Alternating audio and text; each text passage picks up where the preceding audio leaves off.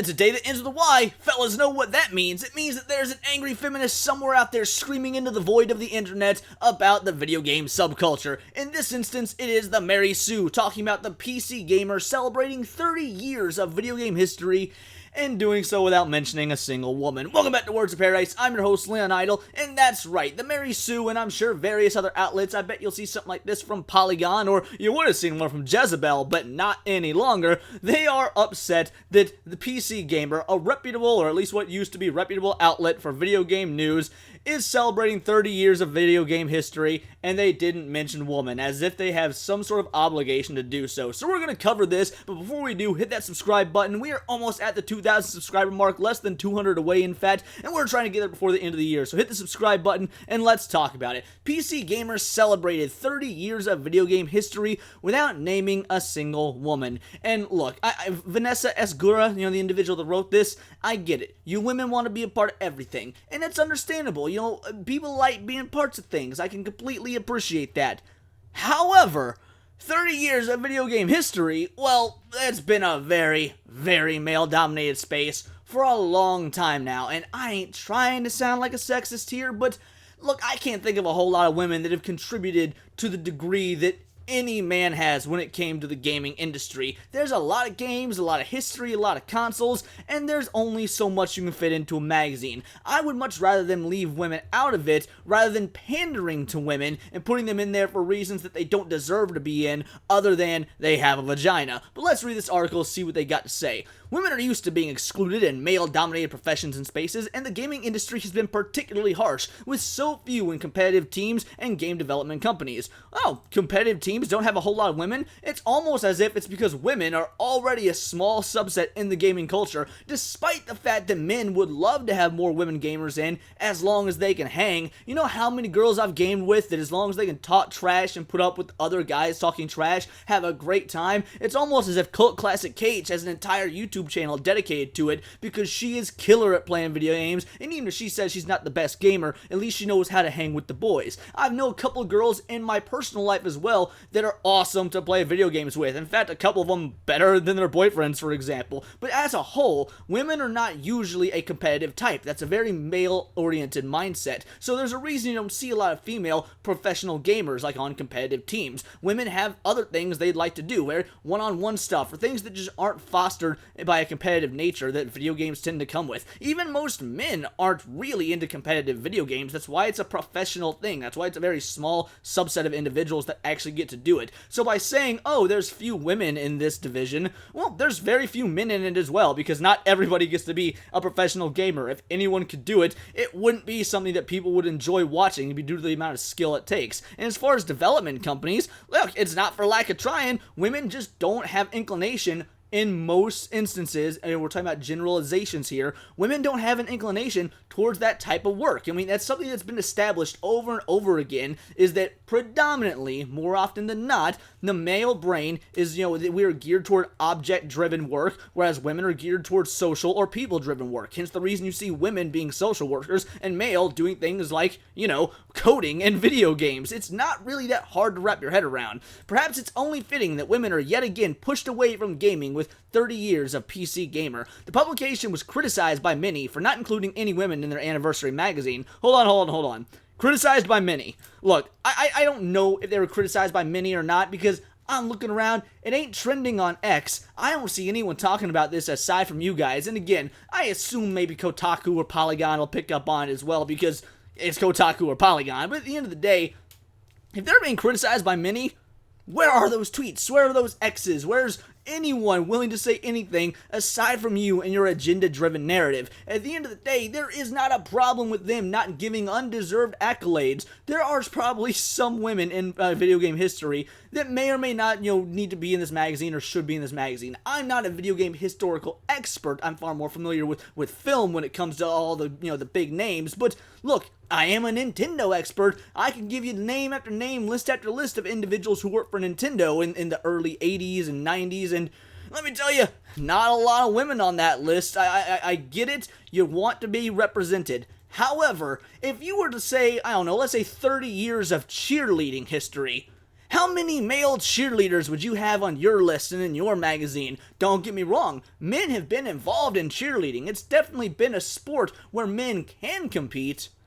But tell me, how many male Dallas Cowboy cheerleaders are there, and would their contributions to the sport be worthy of putting into the magazine? No?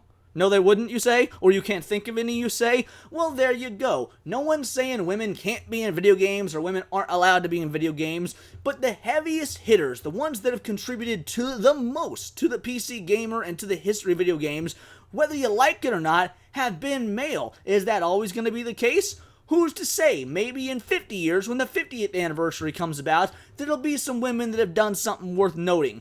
But until then, I'm sorry, I don't see a big deal. It just seems like you're trying to keep this social and gender war going because it serves to put money in your pockets from the ad revenue you'll get for people angrily clicking on this, whether it be angry that you would type something like this, or the very few people out there that are land whales with pink hair that click on it, angry that this whole issue exists and they're rallying behind you. Now, I get it. There's only 12 individuals out there actually clicking on this and believing it's a big deal, but those 12 people, I'm sure, do generate a few pennies from your ad dollars, almost as if there have never been any influential female voices in the gaming industry. Maybe it didn't matter to them that many notable women who worked as directors, video game designers, and writers were responsible for the production of their favorite AAA games. Alright, name them.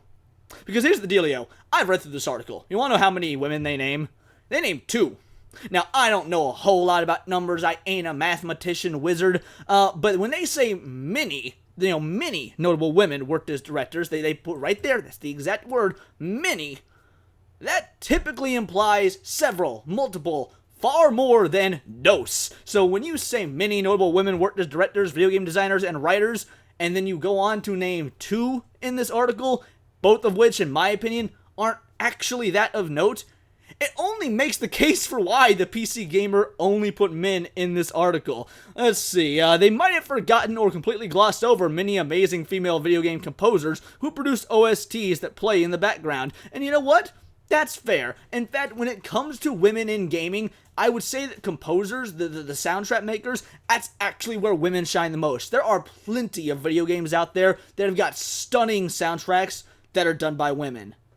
But are those stunning soundtracks done by women any more stunning than even more popular ones done by men? Now, that is the question. Look, I'm not going to pretend I remember every single Japanese name I read that's worked on a video game. I will say that no one matches Koji Kondo, and Koji Kondo?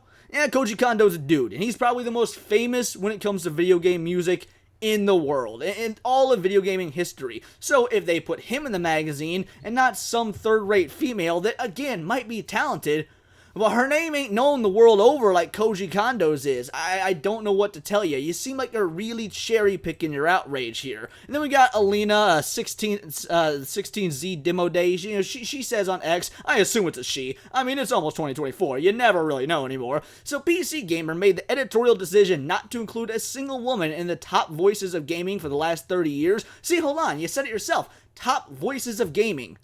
Name for me one female you think should be in the top voices of gaming for the last 30 years. And I swear to God, if anyone says Anita Sarkeesian, guys, Gamergate was almost a decade ago, it's time to move on. But in all reality, I can't either. I've been a gamer for a long time, and I know there's people out there that have been gamers even longer than me. I'm not saying, and no one's saying, women have not played an important role. I am saying, when you're talking about top voices of gaming, there are no women. Whether for good or bad, there aren't any, and you're just gonna have to accept that. That's what we mean when we say we're not taken seriously. I'm so done with this shit. In an endless sea of men, you'd at least expect Trailblazer Ryoko Kodama to make the cut. She was known for breaking the glass ceiling for being an iconic game director and game artist in Sega at a time when women were less recognized in the cutthroat video game industry. Alright, so there's the first woman they've named. There's the first woman, Ryoko Kodama. And look, they say that she was breaking the glass ceiling,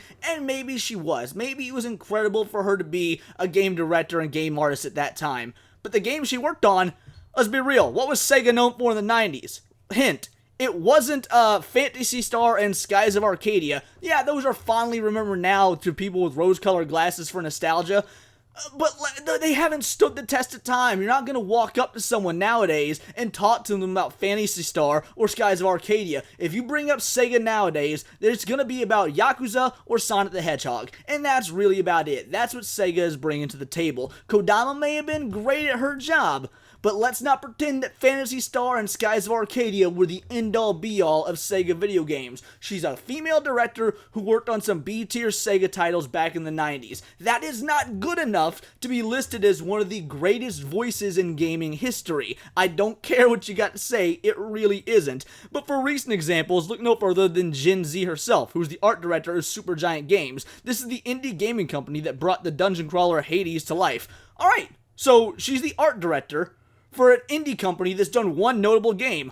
30 years of gaming history. Jin Z, which by the way, clearly not a real name, and it's a really, really dumb moniker, she is not notable enough. If we're trying to compress 30 years of the most important of gaming history, you think that one chick who was an art director for one indie game that happened to blow up is notable enough? I'm sorry, no. Hades is a big game right now, but will even it be remembered to time? Will it be memorable in 30 years, or will it be just like Skies of Arcadia or Phantasy Star, games that people fondly look back on, but your average layman doesn't actually remember, or very few even probably played it to this day, or have ever gone back to revisit it again? So no, she is a horrible example, but again, you're cherry picking your responses, because you know Hades is popular right now, so you can get some clicks on that. The people are going to say, what? Even the people behind Hades, even the girl behind Hades isn't getting recognized? Well, look at the grand scheme of this. We're talking about 30 years of gaming. How much of an impact has the game Hades made when you compare it to 30 years of gaming history? Even the popular, they mentioned 3 women. Sorry, 3. 3 is still not many, by the way, but they do mention a 3rd woman. Even the popular Uncharted series has Amy Hennig to thank for its creation and writing, and they couldn't even put her up in that magazine despite their praise for the game. There's no excuse not to include any women in the issue, particularly when they've worked on many critically acclaimed video games through the decades. Now look, I'm gonna be real.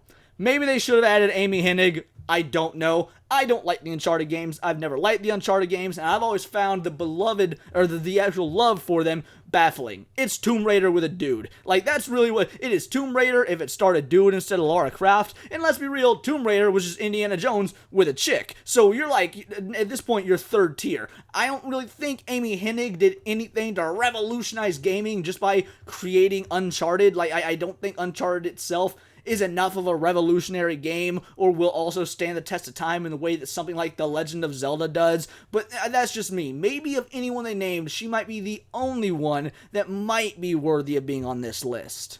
And I know I'm probably coming off as super anti-woman and sexist, and I'll be real, I don't care if that's how I'm coming off, because if that's what it takes for you guys to realize, wow, in the grand scheme of things, women haven't done a whole lot in the video game space, maybe that will just inspire you more to get off your ass and actually do things with the gaming space that aren't trying to change it for culturally subversive reasons. Maybe go out there and make the next Super Mario Brothers, make the next Legend of Zelda, make the next Sonic the Hedgehog, icons that have stood the time of gaming history for these 30 years, actual innovations that to this day people look on and are inspired by. But until a woman does that, I'm sorry, we've got other things that have happened in the past 30 years that are far more worthy of focusing on. I remember when Doom came out. I remember what a game changer, pun intended, Doom was. I also remember Doom was, when Doom was being blamed for Columbine. Let's be real. That was a difficult time for video games. Women probably weren't exactly wanting to have their name attached to that, because video games were just thought of as nerdy, geeky toys. They were not looked at by women as something to be proud of, as something to be excited by, at least in the West. Things may be different in the East, but in the West, women didn't care about this because it was not a way for them to get their name out there in a positive light. There was nothing glamorous about working in the video game industry in the West. Nowadays, that's changing, and you know what? If that means more women join the fray, then that's awesome, as long as they're putting forth the work and the effort because they really want to make games. It's something they love, and it's something they want to make great in the future. But let's be real, most of what we see when it comes to women in gaming are people like Anita Sarkeesian who want to change and subvert the hobby because it's so problematic. And those are not the type of women or type of people in general, because there are absolutely men like Anita Sarkeesian out there, though. Those are the type of people we need in gaming. Give us a woman that wants to make the next Super Mario Bros. And I bet your ass she will be on the top 50, the 50-year anniversary of the PC Gamer. But those are just my opinions. Let me know yours in the comments down below, or let me know on X where you can find me at BoltTheWord. And please do subscribe. I am a nerdy news channel. I cover nerdy news every day. Not always about video games, but also anime, movies, music, video games, you name it. It's all here in the nerdosphere, and this has been Words of Paradise.